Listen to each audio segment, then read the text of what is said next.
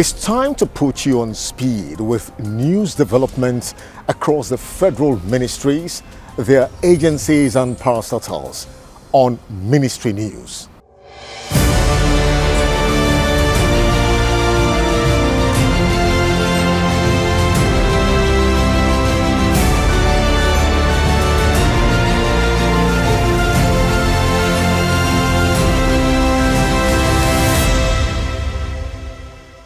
The Federal Executive Council (FEC) has approved over 115.4 billion naira for the dualization of the Kano-Kazaure-Kongwalam Road linking Kano, Jigawa and Katsina states. The Minister of Works and Housing, Babatunde Fashola, made this known when he briefed State House correspondents at the end of the weekly council meeting presided over by President Muhammadu Buhari on Wednesday in Abuja. The Ministry of Works and Housing presented one memorandum for the dualization of the Kano-Kazaure-Kongolam Highway, 131.4 kilometers from a single carriageway to dual carriageway. So Council approved that proposal at a cost of 115,425,896,907 naira and 15 kobo over 48 months. The instructive thing is that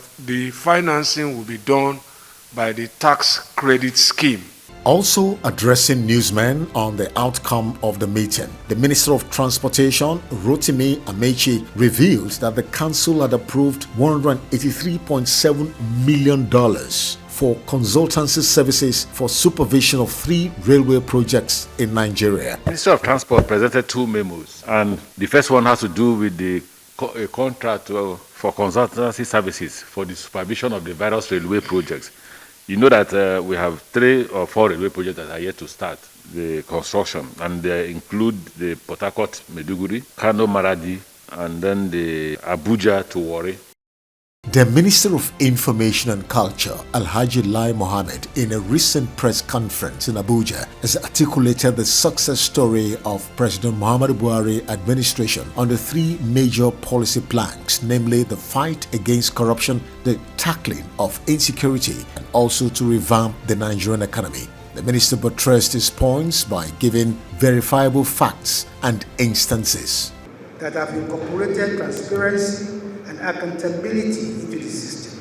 The use of BVN to verify the federal government's payroll on the IP's platform has so far led to the detection of over 54,000 fraudulent payroll entries. Nigerian Financial Intelligence Unit, NFIU, in 2021 revealed 96 financiers of terrorism in Nigeria.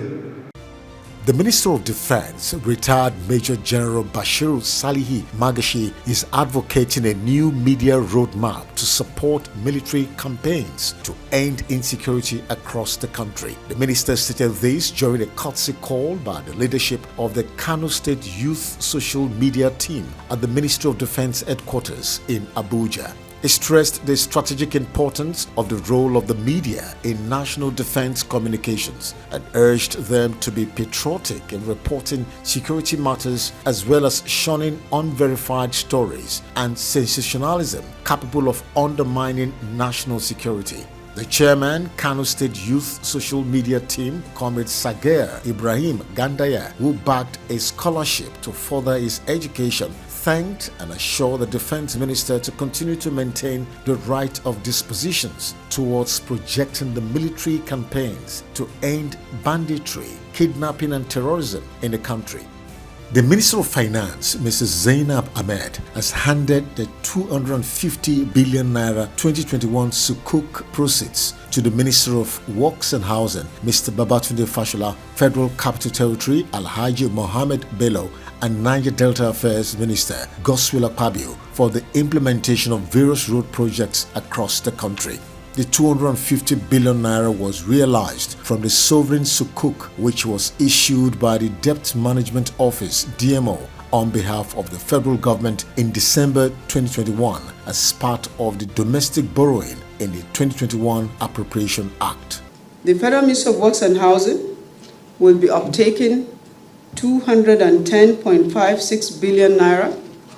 The Federal Capital Territory Administration has been allocated 29 billion naira, and the Ministry of Niger Delta Affairs has been allocated 10.43 billion naira. The first sukuk of 100 billion was deployed to 25 routes, and it delivered a total of 482 kilometers. The second sukuk in 2018 was deployed to 28 routes. It delivered a total of 643 kilometers. And the third sukuk that was issued in 2020 for 162 billion was deployed to 44 routes, and it delivered a total of 757 kilometers. Honorable Minister of Finance, you know that 29 billion that you gave us is a tip of the iceberg. We need to continue to develop the infrastructure of Abuja and the FCT by extension. The federal government has disclosed this week that its electricity deal with Siemens was on course, stating that the first phase of the program under the Presidential Power Initiative, PPI, would increase power supply to about 40 million Nigerians. The Minister of Finance, Budget and National Planning, Dr. Zainab Ahmed, will disclose this in Abuja at the commencement of the PPI training on network development studies by FGN Power Company. The firm overseeing the Siemens Power project said the unveiling of the training session was a milestone under the initiative. The minister, who assured that the collaborative effort with the implementing partner Siemens on the PPI was on track to bring positive change to the power sector, said the training aspect of the PPI was to empower engineers with tools and training on network modeling and system development studies.